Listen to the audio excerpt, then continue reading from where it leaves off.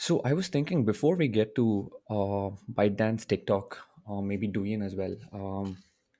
I think it's best to start with who Zhang Yiming is. Is that fair? Yeah, Is that a yeah, fair place to start? yeah. That's good. Yeah, can you please maybe give us some context as to who Zhang Yiming is? Why Okay. are we talking Yeah. about him? Yeah. So Zhang Yiming is one of the founders of ByteDance, and he has an interesting career. He worked for multinational companies. He worked for domestic startups in China, and then really the first significant app that they produce was an app with jokes, and jokes is sometimes tricky in the Chinese environment, and so that app eventually got shot down, and then the company had much more success with Toutiao, which was an app for news. And the idea is actually really brilliant because in China, most of the news is government controlled. There's a lot of state presence in the media.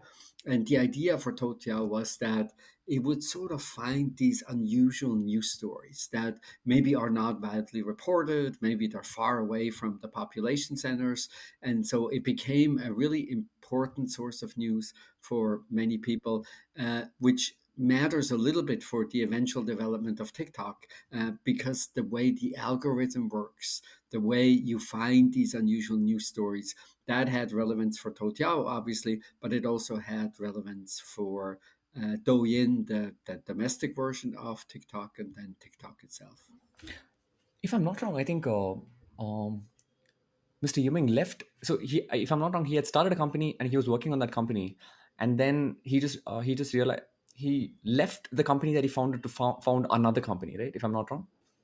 Yes, yeah, that's right. So, and also his current involvement, as you probably know, there's a lot of tensions between technology companies and the leaders at technology companies and the Chinese government that often has a particular view of the role of media and the role of what tech leaders should and shouldn't do.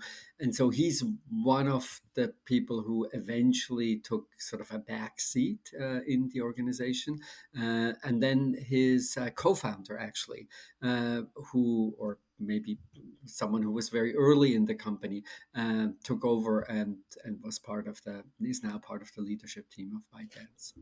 Like, just to go back, in the sense that I found that really interesting that he left the company that he founded to found another company, in the sense that um, when like I found it very interesting in the sense that when you're already working on something and then you find another idea which you think is an even better idea, and to leave the idea that you're working on and then to pursue something new and to take a bet on that, I just thought that was very interesting.